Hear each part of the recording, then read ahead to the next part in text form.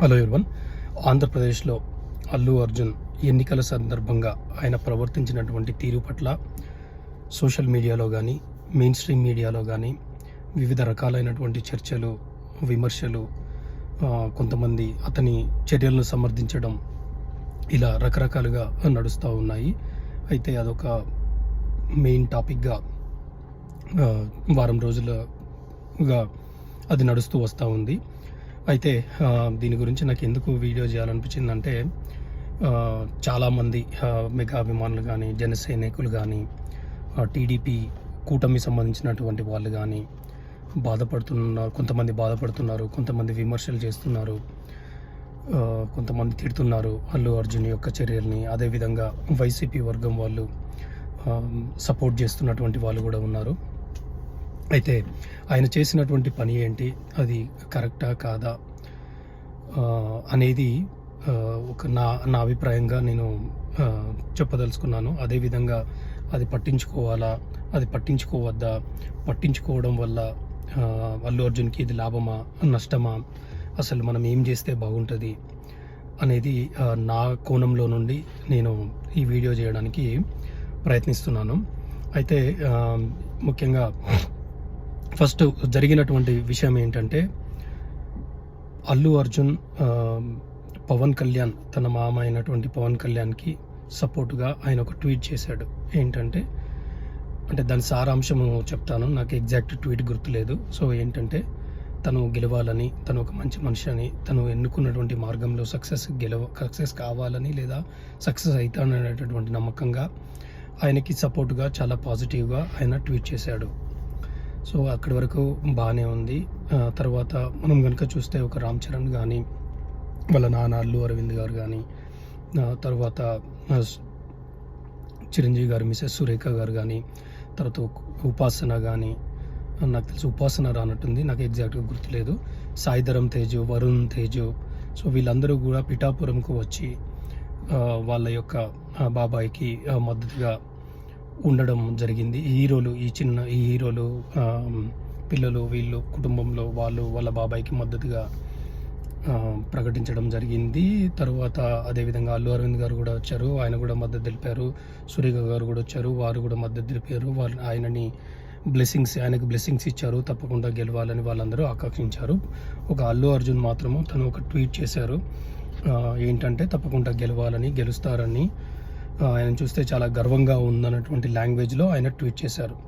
So ఇక్కడి వరకు బాగానే ఉంది. తర్వాత అల్లు అర్జున్ ఏం చేశారంటే, ఆయన నంద్యాల నియోజకవర్గం నుంచి పోటీ చేస్తున్న తన మిత్రుడు, ఆయన పేరు నాకు గుర్తులేదు, ఆయన ఎమ్మెల్యేగా కంటెస్ట్ చేస్తున్నట్టుంది. సో ఆయనకు మద్దతుగా ఆయన భార్య, ఆయన ఇద్దరు కూడా స్వయంగా అక్కడికి విచ్చేసి ఆయనకి అన్కండిషనల్గా మద్దతు తెలిపారు.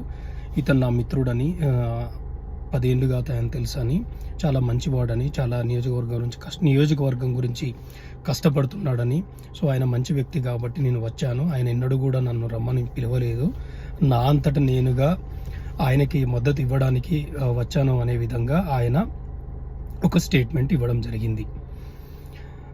తరువాత ఇంకా అక్కడి నుండి ఇంకా విమర్శలు, దాడులు, అదేవిధంగా సమర్థించుకోవడము, తర్వాత కుటుంబంలోనే పవన్ కళ్యాణ్ గారికి సపోర్ట్ లేదు అనే విధంగా అవతలి వాళ్ళు దాన్ని ఒక ఆయుధంగా వినియోగించుకోవడము, ఇవన్నీ జరిగాయి.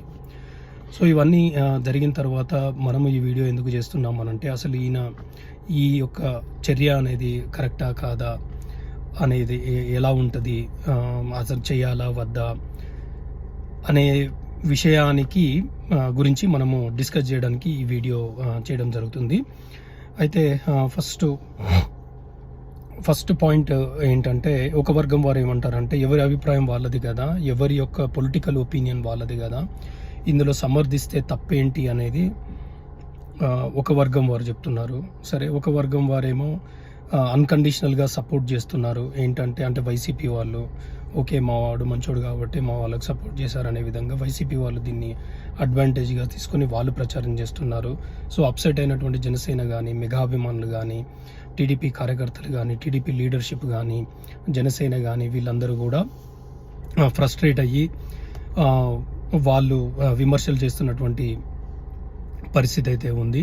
సో టీడీపీ కూటమికి అనుకూల మీడియా కూడా అల్లు అర్జున్ చేసినటువంటి చర్య ఇది కరెక్ట్ కాదనే విధంగా వాళ్ళు ప్రొజెక్ట్ చేస్తున్నారు. వైఎస్ఆర్సీపీకి సంబంధించిన మీడియానేమో అల్లు అర్జున్ యొక్క యాక్షన్ని సపోర్ట్ చేస్తూ మిగతా వాళ్ళందరి తీరును కూడా తప్పుపడుతూ వాళ్ళు ప్రచారం చేస్తూ ఇవన్నీ కూడా జరగడం జరిగింది.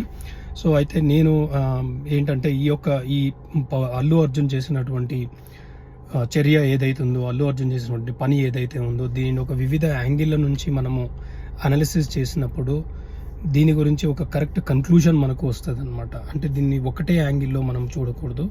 దీన్ని వివిధ యాంగిల్లో కనుక చూసినప్పుడు దానికి మనము ఒక ఎగ్జాక్ట్గా అంటే ఇది అవును కదా, నిజమే కదా అనేటటువంటి ఆ పరిస్థితి వస్తుంది అనేటటువంటిది నేను అనుకుంటున్నాను. సరే, ఏదైనా కూడా నాకు సంబంధించినంత వరకు ఎవరో ఒకరో ఇద్దరో నాకు తెలిసిన మిత్రులు, మెగా అభిమానులు అయితేనేమి, లేదా జనసేన కార్యకర్తలు అయితేనేమి, టీడీపీ వాళ్ళు అయితేనేమి, ఎవరైనా కొంతమంది అయినా కూడా ఈ వీడియోని సమర్థిస్తారు, లేకపోతే ఆలోచిస్తారు. ఒక కామన్ పీపుల్ ఎవరన్నా ఉంటే అవును కదా అనే విధంగా ఆలోచిస్తారు, వాళ్ళు కూడా ఏకీభవిస్తారు అనేటటువంటి అభిప్రాయంతో ఈ వీడియో చేస్తున్నా అనమాట. అయితే ఫస్ట్ దీనికంటే ముందుగా మనకు ఆలీ విషయంలో జరిగినటువంటి తతంగం అంతా చూసాము. ఆలీ విషయంలో జరిగినటువంటి వివాదం అంతా కూడా 2019 ఆంధ్రప్రదేశ్ అసెంబ్లీ ఎన్నికల సందర్భంగా జరిగినటువంటి పరిస్థితిని అయితే మనం చూసినాము. అక్కడ ఏంటి అంటే జనసేన పార్టీ ఆవిర్భావమైనప్పుడు ఆలీ గారు వచ్చేసి ఏం చేశారనంటే, నేను ఇంతకుముందు కూడా ఒక వీడియో చేశాను, ఆలీ గారు చేసినటువంటి చర్య కరెక్టా కాదా అనేటటువంటి దాని మీద కూడా ఒక వీడియో చేశాను. సో ఆలీ గారు ఏం చేశారనంటే, పవన్ కళ్యాణ్ గారు అభివృద్ధి చెందాలని, పవన్ కళ్యాణ్ వేసినటువంటి స్టెప్ను కంగ్రాచులేట్ చెప్తూ, ఆల్ ది బెస్ట్ చెప్తూ ఆయన వాళ్ళ ఇంటికి వెళ్ళి ఒక ఖురాన్ పుస్తకం ఇచ్చి తనకు పవన్ కళ్యాణ్ మీద ఉన్నటువంటి ప్రేమను చాటి చెప్పడం జరిగింది. చాటి చెప్పిన తర్వాత మళ్ళీ నాకు తెలిసి పార్టీ ఆఫీస్కి వెళ్ళినట్టుంది, పార్టీ ఆఫీస్ ప్రారంభోత్సవం సందర్భంగా వెళ్ళినట్టుంది, నాకు ఎగ్జాక్ట్గా గుర్తులేదు. సో తర్వాత కొన్ని నెలలకి ఆయన వైసీపీలో చేరడం జరిగింది. అయితే అప్పుడు పవన్ కళ్యాణ్ గారు చాలా నొచ్చుకున్నారు, అప్సెట్ అయ్యారు, దీని గురించి మాట్లాడారు. సో మాట్లాడినటువంటి క్రమంలో అయితే కొంతమంది ఏంటంటే, ఇది ఏముంది, ఎవరి నచ్చినటువంటి పార్టీలో వాళ్ళు చేయొచ్చు కదా, తప్పేముంది అని అంటారు. అయితే ఇప్పుడు మనకి కొన్ని థియరిటికల్గా మనము కొన్ని ఐడియాలజీ వేరు, ప్రాక్టికల్గా ఆ థియరిటికల్గా ఉన్నటువంటి ఐడియాలజీ వల్ల ప్రాక్టికల్గా మనకు జరిగేటటువంటి ఇంపాక్ట్ వేరే ఉంటుంది. ఇప్పుడు మీరు ఆలీ విషయంలో కనుక చూస్తే, తను ఒకటి పవన్ కళ్యాణ్కి సపోర్ట్గా ఆయన ఒక ఖురాన్ అనేటువంటి పవిత్ర గ్రంథాన్ని, వాళ్ళు నమ్మే పవిత్ర గ్రంథాన్ని ఇచ్చేసి శుభాకాంక్షలు తెలుపుతూ మరో ప్రక్క ప్రత్యర్థితో కలిసిపోతే ఇది కరెక్ట్గా ఉండదు కదా. అంటే ఇప్పుడు నీకు ఎలా ఉంటుందనంటే, యుద్ధంలో ఇద్దరు వ్యక్తులు ఉన్నప్పుడు ఒక వ్యక్తికి మనము పుష్పగుచ్చం ఇచ్చేసి ఇంకొక వ్యక్తి సైడ్ పోయి నేను యుద్ధం చేస్తానంటే అది కరెక్ట్ అవుతుందా? అంటే ఇప్పుడు మనం విశ్లేషణం కరెక్టే, but at the same time అవతలి పార్టీలోకి వెళ్ళి నేను అవతలి పార్టీ నుంచి నేను ఇవతలి వాళ్ళ మీద నేను యుద్ధం చేస్తాను అనేది అదైతే కరెక్ట్గా ఉండదు కదా. సో కాబట్టి నేను ఏమంటున్నానంటే, ఈ రకమైనటువంటి పనులు ఏమవుతుంది అని అంటే ఇప్పుడు చూసే వాళ్ళకి ఇదంతా కరెక్టే కదా అని అనిపించచ్చు. అంటే ఇప్పుడు మనం పవన్ కళ్యాణ్ గారి స్థానంలో మనము ఉంటే మనము దీన్ని ఎలా తీసుకుంటాము? కాబట్టి అది అప్పుడు కూడా ఏంటంటే, ఇది ఒక కరెక్ట్ చర్య అనేది కాదు అని చెప్పేసి మనం అనుకున్నాం అనమాట. అంటే ఇప్పుడు మీకు ఒకవేళ మీకు వైసీపీకి వెళ్ళాలని ఉంటే వైసీపీకి వెళ్ళొచ్చు, కానీ అట్ ద సేమ్ టైం నేను మళ్ళీ పవన్ కళ్యాణ్ దగ్గరికి వెళ్ళి నేను విషెస్ చేశాను, పవన్ కళ్యాణ్ నా వెల్ విషర్ అంటే అది కుదరదు కదా.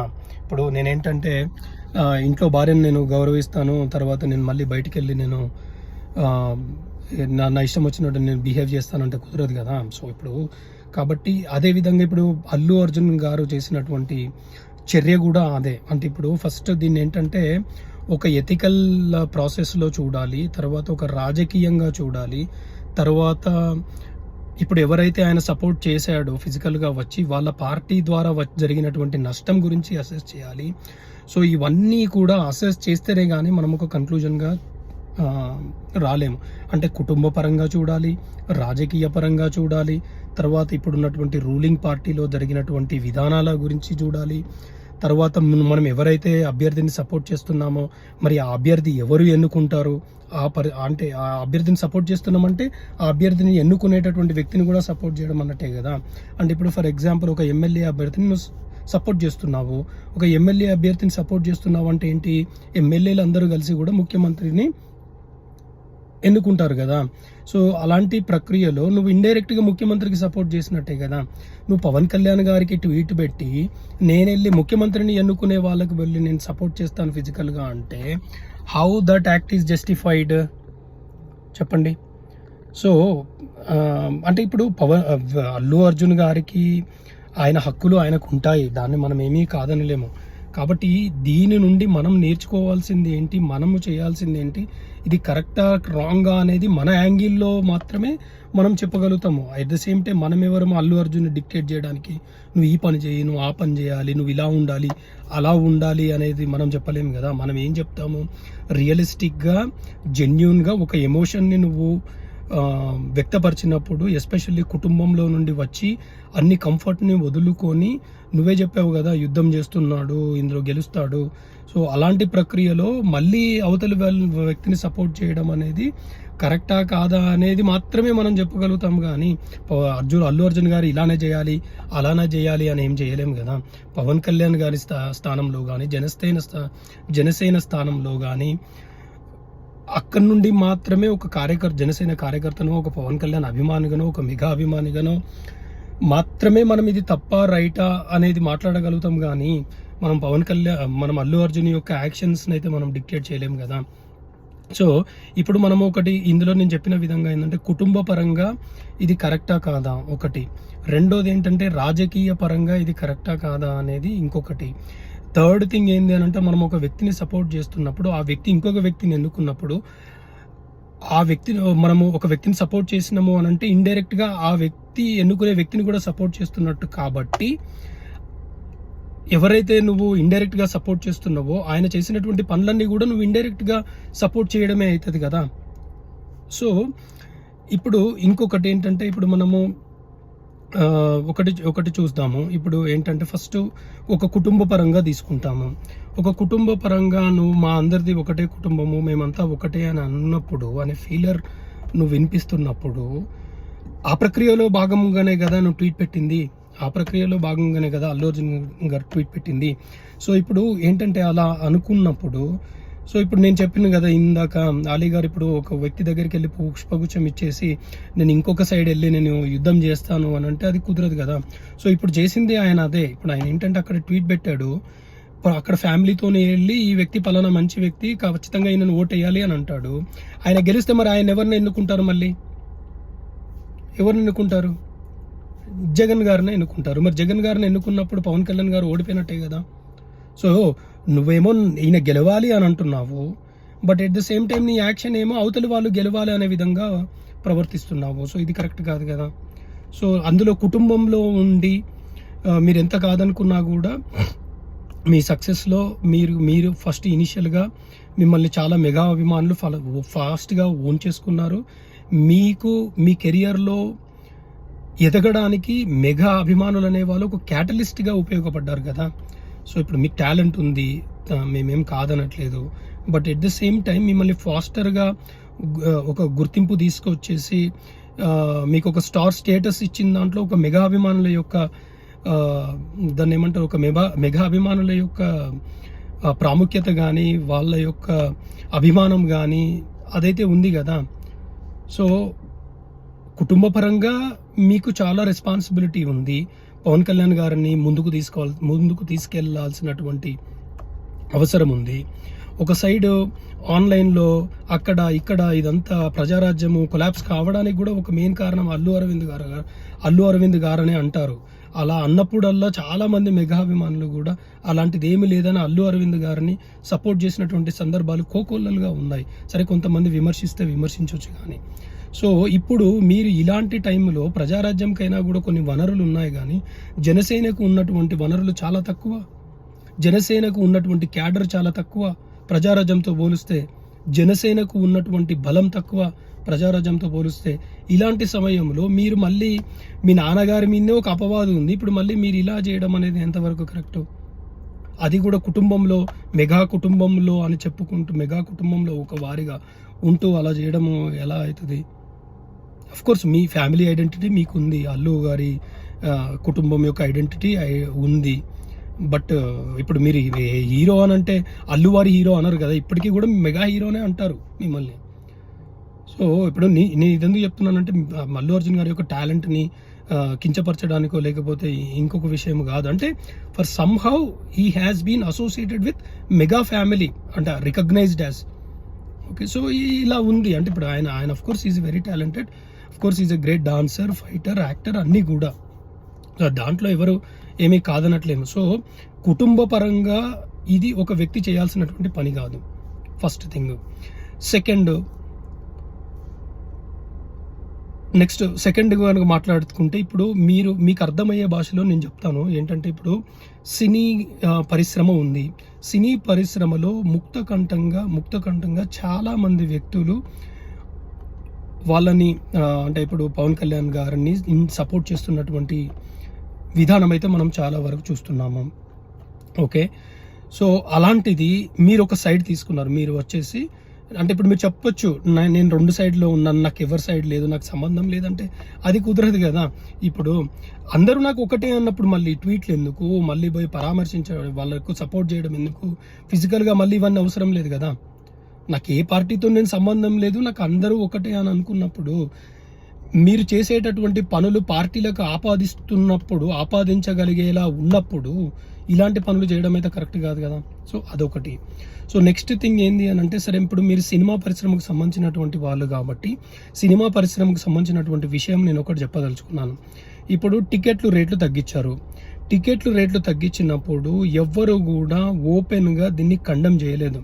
నాకు తెలిసినంత వరకు ఒక నాని గారు తప్పించి ఎవ్వరు కూడా దీన్ని కండెమ్ చేయలేదు. కండెమ్ చేయకుండా అప్పుడు ఒక పవన్ కళ్యాణ్ అనేటటువంటి ఒకే ఒక వ్యక్తి వైసీపీ మీద ఎదురుదాడి చేసి విమర్శలు కూడా పాలయ్యాడు. ఎందుకు అనంటే పేద ప్రజలకు 5 రూపాయలకు 10 రూపాయలకు టికెట్ రేట్లు ఇచ్చి వాళ్ళు సినిమాలు చూసేలాగా చేస్తున్నటువంటి జగన్మోహన్ రెడ్డిని పవన్ కళ్యాణ్ అనే వ్యక్తి ఎట్లా అడ్డుకుంటాడని ఆయన కొంతవరకు విమర్శలు కూడా పాలయ్యాడు. అంటే ఇప్పుడు మీరు వైసీపీ ఎమ్మెల్యే అభ్యర్థిని సపోర్ట్ చేసి ఇండైరెక్ట్గా సీఎం జగన్ని సపోర్ట్ చేస్తున్నట్టు అంటే మీరు ఇండైరెక్ట్గా టికెట్ రేట్లు తగ్గియడం కూడా కరెక్టే అని ఒప్పుకున్నట్టే కదా. ఓకే, సరే ఒకవేళ మీకు ఆ భావన ఉండొచ్చు. ఇప్పుడు మీరంతా బిజినెస్ ఫ్యామిలీ, 40 ఏళ్ళ నుంచి మీ నాన్నగారు సినిమాలు తీస్తున్నారు, మీరు సినిమాలు యాక్ట్ చేస్తున్నారు. సో అలాంటి పరిస్థితులలో మరి ఇప్పుడు సినిమా రేట్లు తగ్గియడము అనేది కరెక్టా కాదా అనేది మీకు కొంత ఐడియా ఉంటుంది కదా. అంటే ఇప్పుడు మీకేంటి, ఫర్ ఎగ్జాంపుల్ ఈసారి మళ్ళీ గనక జగన్మోహన్ రెడ్డి గనక ముఖ్యమంత్రి అయితే ఒక్కసారి ఆలోచించండి సినిమా పరిశ్రమ పరిస్థితి ఎలా ఉంటుంది. అంతెందుకు పుష్ప అనే సినిమా ఎంత బ్లాక్ బస్టర్ హిట్ అయిందో తెలుసు మీకు, ప్రత్యేకంగా నేషనల్ అవార్డు వచ్చింది. కానీ ఆంధ్రాలో కొంతమంది బయ్యర్లు ఈ సినిమా వల్ల నష్టపోయారు. అది ఎవరైనా మనం నమ్ముతామా? ఎందుకు ఆ టైంలో టికెట్లు రేట్లు తగ్గించారు. టికెట్లు రేట్లు ఎందుకు తగ్గించారు అచానక్గా ఎందుకు అనంటే వకీల్ సాబ్ అనే సినిమా రిలీజ్ కాబోతుంది. వకీల్ సాబ్ అనే సినిమాను తొక్కడానికి, పవన్ కళ్యాణ్ యొక్క ఆర్థిక మూలాలను దెబ్బతీయడానికి, వకీల్ సాబ్ అనే సినిమాను అడ్డుకోవడానికి, పవన్ కళ్యాణ్ను ఆర్థికంగా దెబ్బతీయడానికి ఒక కుట్రలో భాగంగా ఇందులో సినిమా పరిశ్రమ మొత్తం ఎఫెక్ట్ అయినా పర్వాలేదు, నాకు పవన్ కళ్యాణ్ అనేటటువంటి వ్యక్తి ఆర్థికంగా ఎదగకూడదు, ఆయన పార్టీని నడిపేటటువంటి వనరులు ఆయనకు దక్కనీయకూడదు అనేటటువంటి కుట్రలో భాగంగా సినిమా రేట్లన్నీ తగ్గించారు.